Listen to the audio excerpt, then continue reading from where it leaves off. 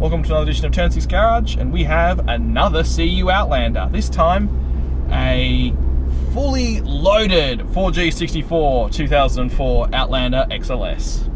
And not red, silver. Silver or grey. Colour change too. Colour change too. More options and more cost too. This specific example here is basically what $40,000 bought you back in 2004. Lots of leather, sunroof, 6-stacker CD. It's got central locking. It's got the chrome door handles inside and out. Yep. And that's about it. And 4 airbags and ABS. But simple, quite comfortable. Not a bad car. Do get the leather as well. Well, that's the optional extra. The $2,000 optional extra is this leather and this trim pack. So, is it any better than the red car? Well, cosmetically, it's beautiful. Mechanically,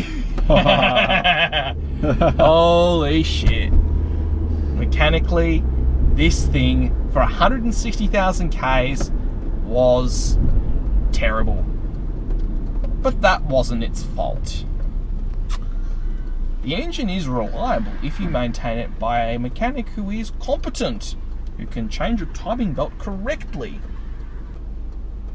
Which the previous mechanic of this car didn't do. He put the belt on the wrong way, the car was out of time, the camshafts were out of time, and it burnt the valves and blew the head gaskets. And the previous owner drove it like this knowingly because we found a bottle of water under the driver's seat. Seriously, these cars happen to be owned by, what has to be said, red car was owned by someone whose ex-partner had bought it, most likely.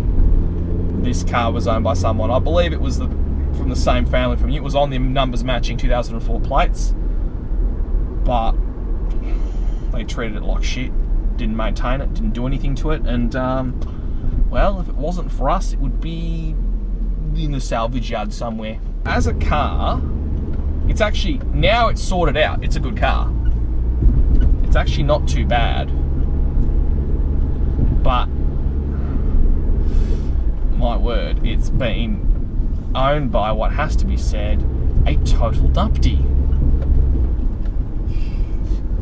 Yeah. I don't really think that the person who got rid of this thing thought it would survive. Well, if you once owned this lovely looking example of an Outlander, like I said to the red car's previous owner, it's still here. It didn't die. It ended up in the hands of someone who actually fixed it and wasn't a complete moron. Mind you, that phone call we got from the mechanic when he said it needs all this work really didn't come as a, well, we weren't really expecting friendly that. and expectant surprise. We just thought it blew a head gasket. We thought he didn't change the water pump, which again, don't think they did change the water pump. No, of course not. Why maintain a car? Why maintain it when you can just throw it away and buy another one? Seriously. Yeah, they couldn't even clean up the inside of the car. Nah, it was bloody disgusting when we got it. Not as disgusting as the red car, but pretty disgusting.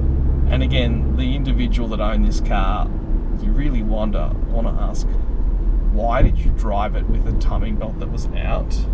Why did you not go to the mechanic and say, do it again? You didn't do a good job. And why did you drive it knowing it was leaking, it had a leaky water pump, low coolant, yet you didn't fix it? I don't get that. I just don't. And then dump it after you're done with it. Someone else's problem now. Who cares? Think it was the family, if we think it was a parent or grandparent that owned the car and it got passed on to a child, probably their daughter. Yeah. If I had to guess it, because again, like the red car, we spotted some really long hairs under the driver's seat when we were cleaning it, and we spotted what also looked like what looked like some same sort of copper jewellery that was on the wheel as the red car. Mm-hmm. So we think it was the daughter or granddaughter that got the car, and she didn't maintain it. Simple as that. And if you don't maintain a car, doesn't matter what it is, doesn't matter what car you drive, what car you own, if you don't maintain it, it is not going to be looked at. It's not going to survive. It's going to break. There are only a handful of cars out there that if you don't maintain them, they'll survive it. But Mitsubishis aren't one of those cars. Neither are Hyundais, neither are Kias. The only cars you can get away with that is a Toyota Camry. Maybe another Toyota like a Land Cruiser or a Prado, but even then they still need to be maintained.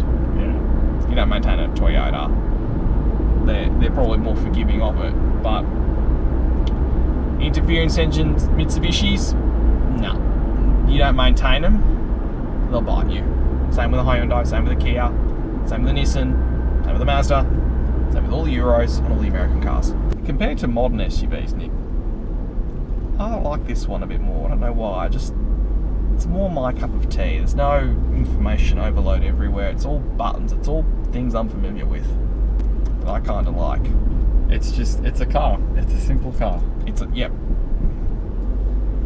It's perfect for someone with a family and who needs something to transport that family.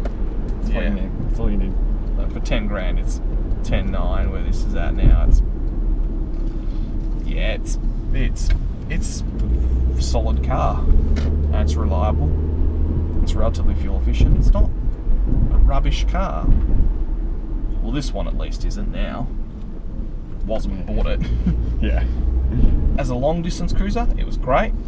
And now this car is ready to be someone's good family car.